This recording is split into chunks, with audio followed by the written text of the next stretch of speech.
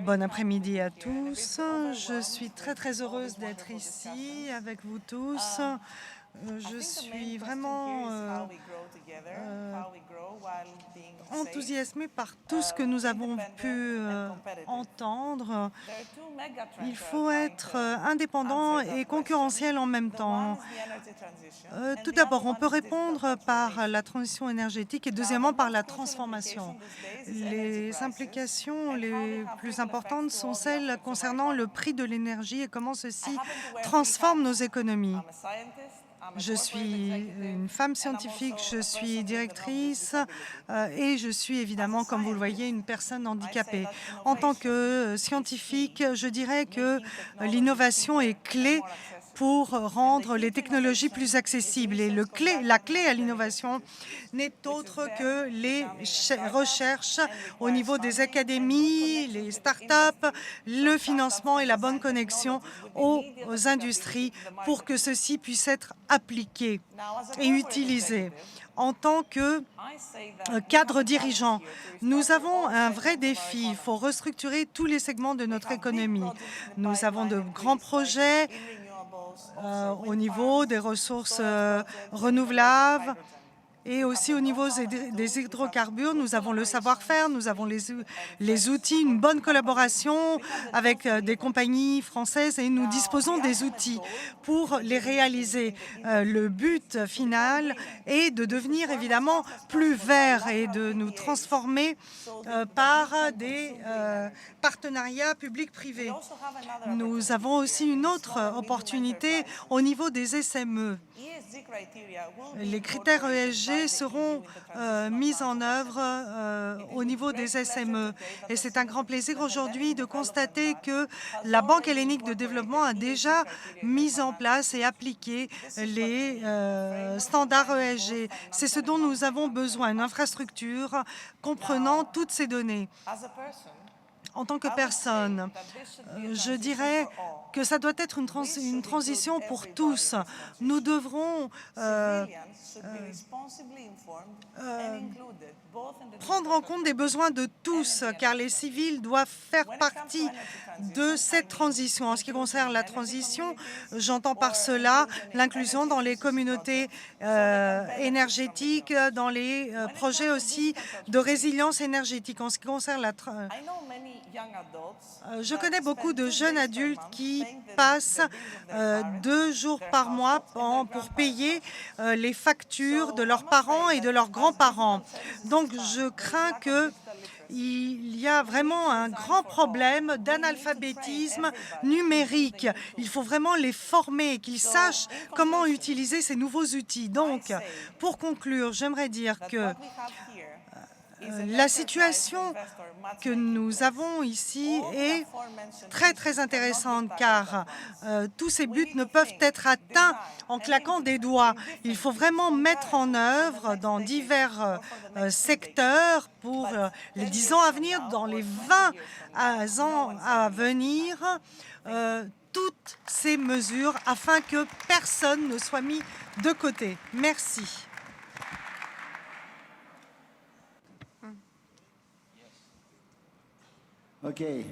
Très bien.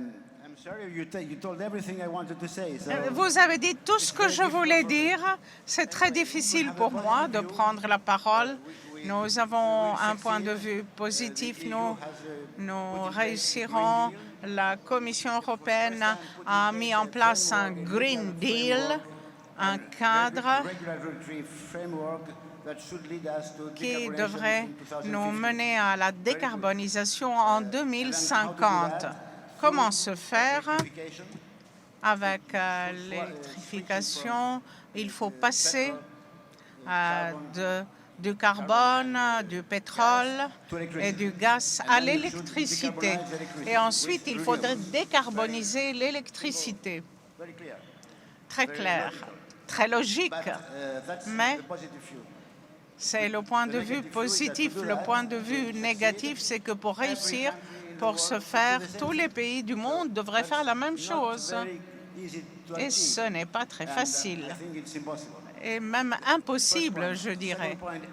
Premier point. Deuxième point, chaque citoyen du monde devrait accepter ce point de vue, car pour passer à la décarbonisation en 2050 va coûter beaucoup d'argent et va abaisser le niveau de vie de tous. Les citoyens de chaque pays devraient donc approuver, se mettre d'accord, et tous les pays du monde devraient se mettre d'accord. C'est un grand défi et il faut réduire les inégalités, les injustices et ne pas grever beaucoup plus les pauvres. C'est donc une grande question, un grand débat. Et à part ceci, faire tout avec les sources renouvelables. J'aime beaucoup les renouvelables, c'est une très bonne idée, mais c'est impossible. Il n'y a pas assez d'espace dans le monde pour les sources d'énergie renouvelables. Certains pays du monde n'ont pas des ressources renouvelables. Vous avez besoin d'entreposage, d'emmagasinage, et nous ne pouvons pas avoir tellement de renouvelables. La solution, ce ne sont pas seulement les sources renouvelables. Il faut également l'innovation, le secteur nucléaire. Sans pouvoir nucléaire, nous ne pourrons rien réaliser. Nous avons besoin d'un secteur nucléaire vert et nous avons besoin de l'innovation. Et puisque nous nous trouvons ici, je travaille beaucoup avec BPI qui développe de nouvelles entreprises et qui comprend bien l'innovation et qu'est-ce qu'il faut faire et ne pas seulement se suffire des installations qui existent maintenant. Ainsi donc, je dois dire que M. Mouratoglou est bien connu comme père du tennis, mais c'est le Lionel Messi du marché des sources renouvelables. Il est très connu, célèbre, je dirais. Je suis très heureux de parler dans le même panel que vous. Ceci étant dit, ce qui pourrait être utile pour vous, c'est de mettre en exergue l'environnement d'investissement en Grèce en ce qui concerne les investissements verts. En ce qui concerne le Green Deal de l'Union européenne qui va accélérer les investissements verts, tout d'abord, cet accord promeut la décarbonisation qui va affecter et aura des implications dans tous les secteurs de l'économie grecque. La chose la plus importante des dernières semaines, c'est bien sûr la crise énergétique imprévue en raison de la guerre Russie-Ukraine, et ceci a mis en exergue le besoin d'une plus grande accélération des investissements verts qui vont mener à une autonomie en énergie verte de l'Europe. C'est inévitable et dans ce contexte, la Grèce est un pays en transition en ce qui concerne les investissements.